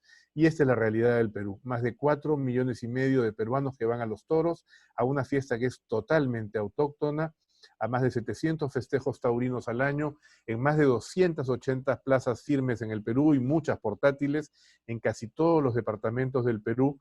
Y hasta ahora, este año creo que no va a ser así, bueno, este año no y el siguiente quizá tampoco, por esta desgracia de la epidemia y del declive económico que tendremos, del que ojalá nos recuperemos pronto. Cada año se han venido dando más festejos que el año anterior. Estas cifras del manejo económico, que son las que yo publico en la página, las he calculado con estos cuadros, que son el cálculo de los diferentes movimientos económicos que implica una corrida de toros. Y esto aplicándosele los factores multiplicadores de la economía del Instituto Nacional de Estadística, nos genera finalmente la contribución de la tauromaquia, que está en 505 millones de dólares en 2018 y que en 2019 debe haber llegado a los 600 millones, es decir, 200 millones de dólares, en lo que se puede registrar como formal, como aporte a la economía del Perú. Esto es lo del año pasado, entre Chota y Cutervo, 18 millones generados en Chota con Andrés Rocarrey, 10 millones en Cutervo con las ganaderías de Montalvo y Castillejo de Huebra. Y este es un año que Andrés no fue a torear, pero ya todo estaba reservado en Chota. Como el Cid ganó la batalla sin pelear y sin ir a torear a Chota, Chota se benefició porque ya todo estaba reservado y todo estaba comprado en Chota. Andrés tuvo un percance, luego tuvo un malentendido con la empresa, finalmente no toreó aquel año, pero aún así generó un movimiento enorme económico en Chota.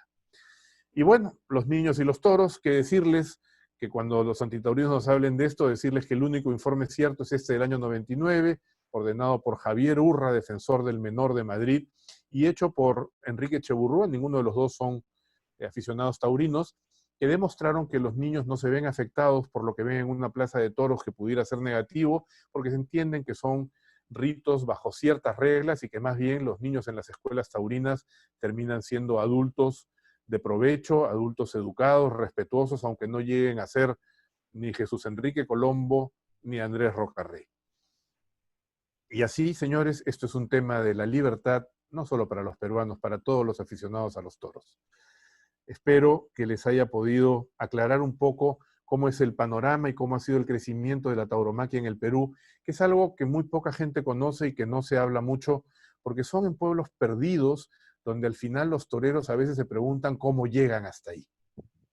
Y son toros que tienen que viajar a veces por caminos escabrosos sobre el camión, 20, 24, 36 horas para llegar a los pueblos. En fin, esto es la tauromaquia en el Perú. Muchas gracias. Pablo, muchísimas gracias a ti. Excelente, vuelta al ruedo, ¿eh? Qué bárbaro. Este viaje por Perú que nos acabas de hacer nos deja con la boca abierta.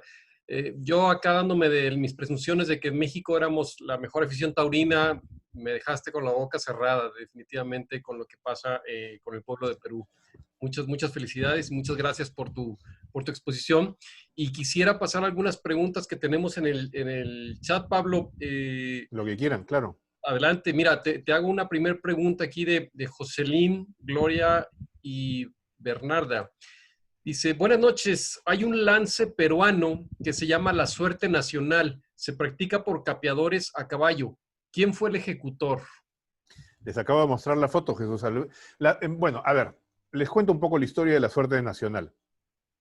Cuando en 1824, les he mostrado también las Pampas de Junín, donde está la plaza de Junín, en junio del 24 es la batalla de Junín, pierde el ejército español, gana el ejército de Bolívar, ya San Martín se había ido del Perú, y Bolívar no está en esa batalla porque Bolívar estaba enfermo de malaria, delirando, cerca de donde están las ganaderías que hemos visto de Rafael Puga y la de Alfredo Galdós. Pero Sucre gana la batalla de Junín y luego los españoles van hacia el sur, pierden la batalla de Ayacucho y ahí se sella la independencia.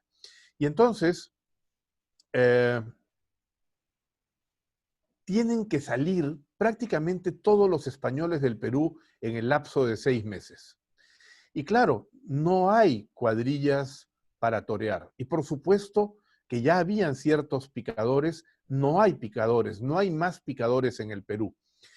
Logra venir algún picador algunos años más tarde y logran venir algunos toreros declarando que eran partidarios de la República del Perú y que ellos renegaban de haber sido parte del Imperio Español y logran establecerse, pero en general no habían picadores en el Perú. Entonces, se crea la suerte del capeo a caballo, o se desarrolla, y entonces el toro se recibía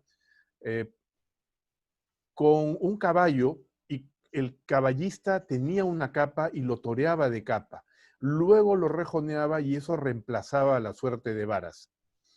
Normalmente, y es lo curioso, la mayor parte de los caballistas que hacían la suerte nacional eran negros.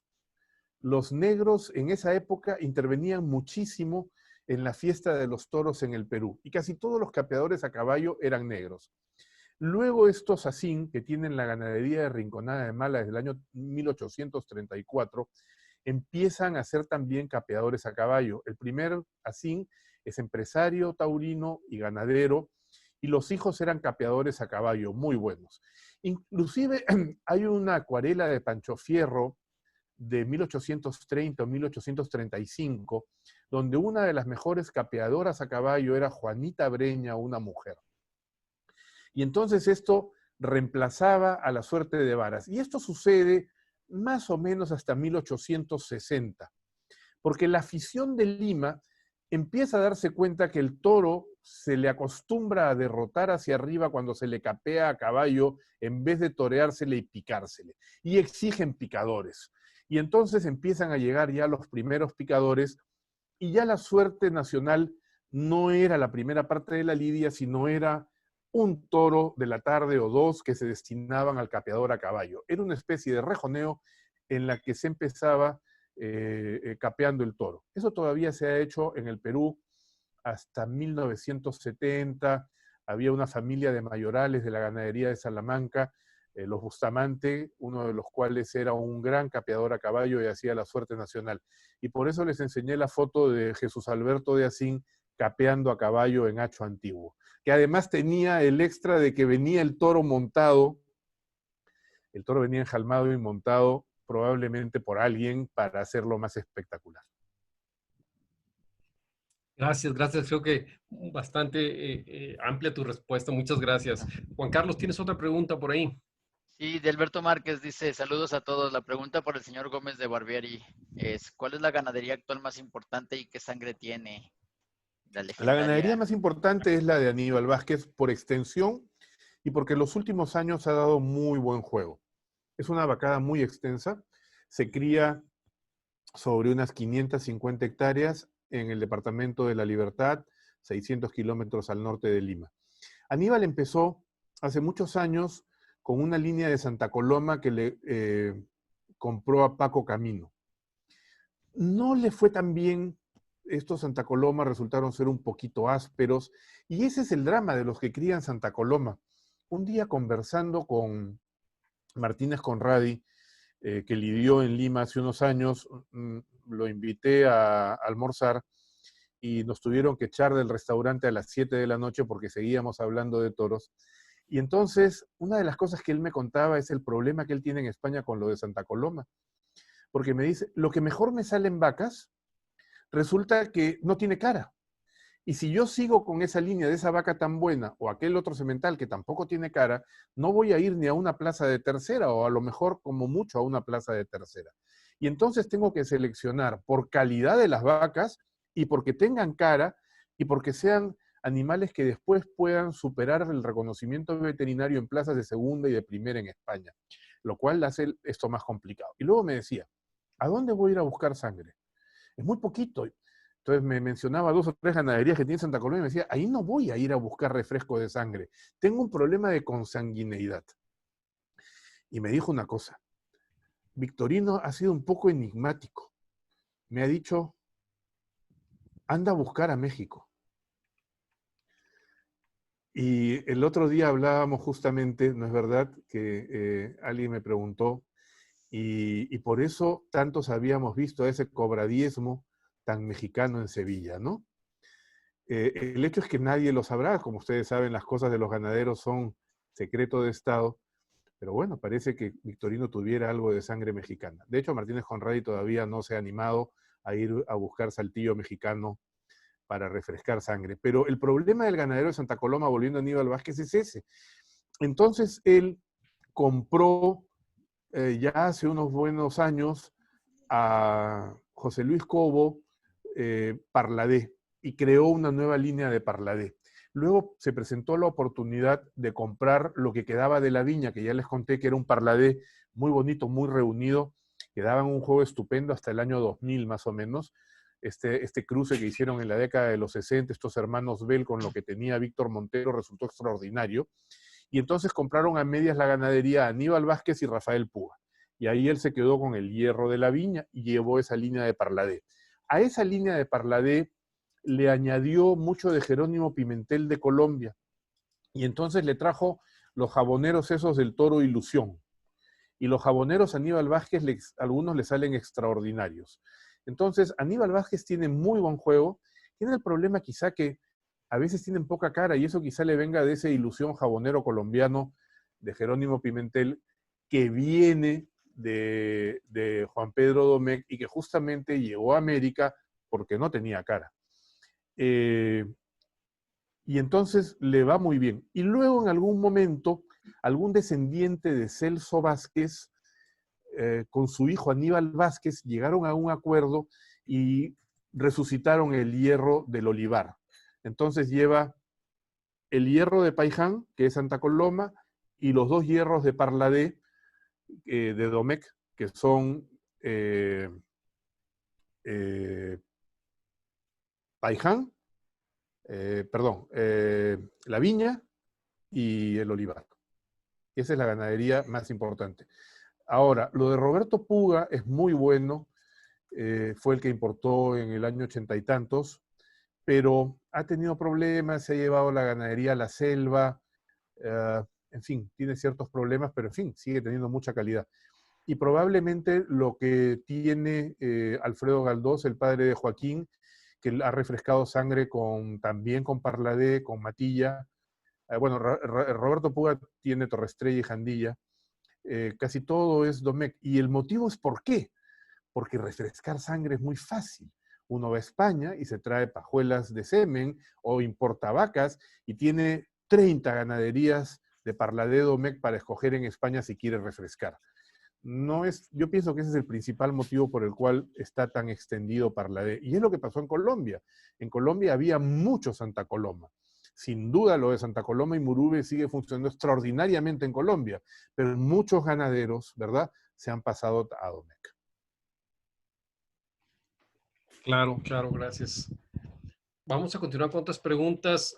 Pablo, antes de quedarnos platicando más del tema, porque si no aquí nos vamos Perdón, y ustedes saben además que si alguien quisiera, que Aníbal Vázquez lo ha pensado, no se puede importar ganado de México.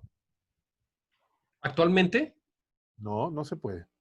Oh, Cazatoreros ofreció abrir la importación. El gobierno de Perú, el Ministerio de Agricultura, está llano. Y lo que dice el gobierno el Ministerio de Agricultura, SENASA en realidad, el Servicio Nacional de Sanidad Agropecuaria, es que la Secretaría de Agricultura de México nunca contesta los requerimientos para hacer un protocolo de análisis de importación desde México. Porque esa podría ser otra solución para nuevas ganaderías o para gente que quisiera ir hacia el lado de Santa Coloma Saltillo, pero no se puede importar ganado de México. y estaba por preguntarte la razón, porque de España veo que sin mayor problema están llevando ganado, y por qué de México no. Justo estaba por preguntarte esa parte. Fíjate. Porque, eh, miren, hoy ya no se puede importar de Colombia, porque el Perú es un país libre de aftosa sin vacunación. España lo es y México también. Colombia es libre de aftosa con vacunación. Pero ICA, el Instituto Sanitario de Colombiano, el Instituto Colombiano Agropecuario, tenía que certificar que los toros colombianos que vinieran al Perú no habían sido ni siquiera vacunados de aftosa, porque si eran vacunados de aftosa ya tenían presencia del virus. El Servicio Nacional de Sanidad del Perú, agropecuaria, es muy estricto, no parece un organismo estatal, es súper estricto. Y descubrieron que ICA había estado falsificando, ICA, el Instituto Colombiano Agropecuario, había estado falsificando certificados, dándole certificados de libres de aftosa a toros que habían sido vacunados. Entonces cerró la importación y está cerrada la importación de Colombia. Y entonces uno dice, ¿y de México por qué no? Porque el problema es vaca loca de forma potencial, igual que en España. El problema con España también es vaca loca. Y es un problema que es soluble. Con España se ha resuelto porque el Ministerio de Agricultura español, y estas fueron gestiones que hizo Sancho Dávila cuando representaba a Citotus, a la empresa ecuatoriana que manejaba y gestionaba Hacho. Sancho Dávila logró que el Ministerio de Agricultura español se dedicara a hacer los protocolos y los coordinara con el Servicio de Sanidad peruano. Y el Servicio de Sanidad peruano, lo que me dice a mí el jefe encargado de animales mayores, es que se han cansado de enviar comunicaciones a la Secretaría de Agricultura de México y simplemente no les dan bola. Ya nomás que temas, lo que los temas burocráticos estén deteniendo este tipo de crecimientos tan importantes. Una lástima. Pablo, me permíteme hacerme otra pregunta más aquí de nuestro auditorio. Paco Pelayo te comenta y te pregunta, Pablo, ¿has venido a alguna plaza de toros a México y conoces a la afición? ¿Tú qué opinas de la afición mexicana? Saludos desde Guadalajara. Yo sí he estado en México, claro, y yo considero que la afición mexicana es una afición muy apasionada. A mí a veces les voy a decir, y eso nos sucede a los sudamericanos, a veces nos desconcierta. Por ejemplo, en la Plaza México, de pronto un toro embiste pasito a pasito a pasito. En lo que nosotros estamos acostumbrados a ver, diríamos que el toro no tiene mucha transmisión. Por supuesto que el que ha toreado sabe que aguantarle la embestida a un toro que viene caminando a ese pasito lento es terrible. Y eso puede poner la Plaza México boca abajo. Cuando ese toro que embiste lento, el torero es capaz de templarlo y sacarle una serie templada con la derecha o con la izquierda.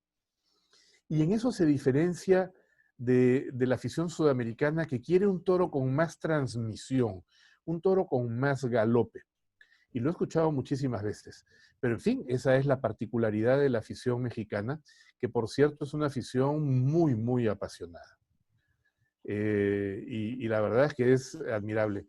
Como alguien me decía hace unos años, si un día España se hundiera como la Atlántida en el Océano Atlántico y desapareciera, quedaría México para volver a surgir la afición taurina.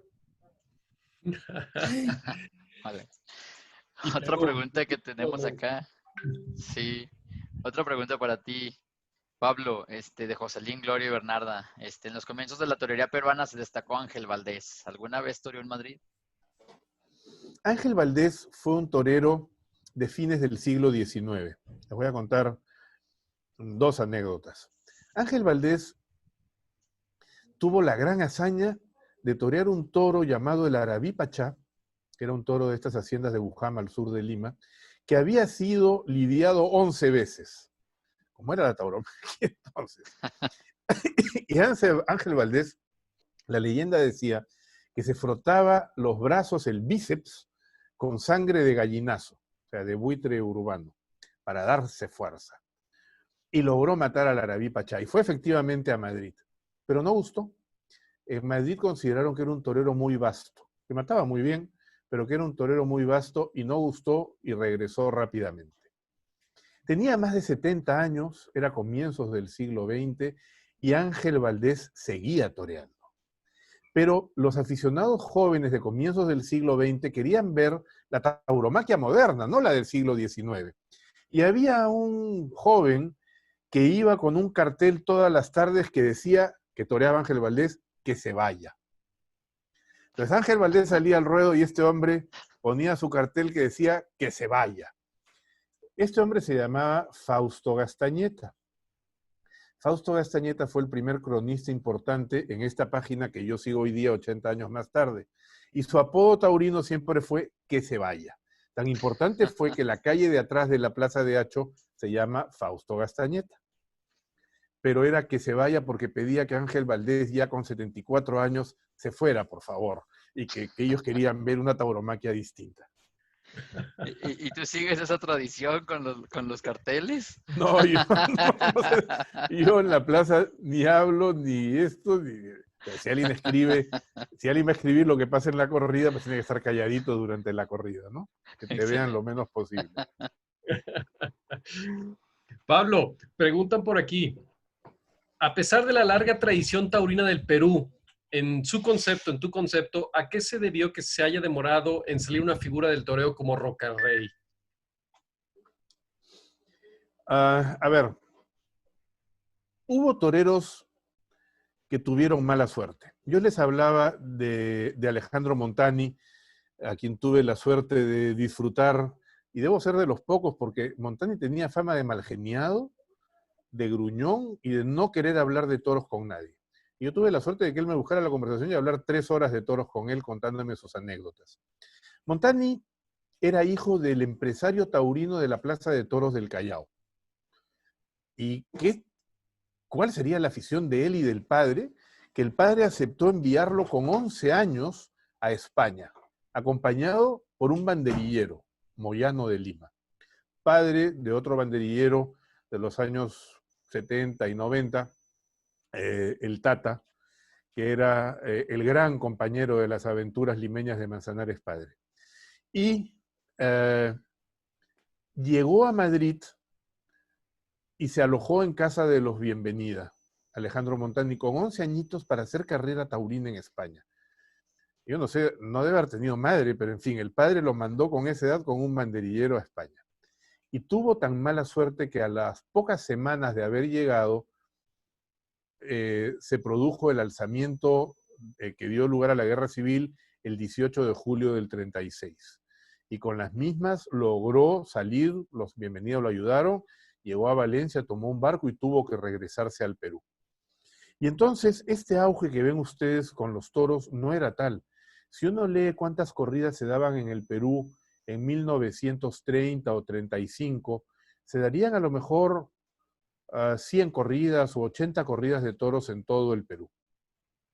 Era muy difícil que un torero se hiciera en el Perú. Y en España les era muy difícil, es que en el Perú no había en los años 30, 40 la afición que había en México. Hubo toreros, estaba viendo ayer una foto que me he olvidado de poner, de 5 toreros caminando por Madrid.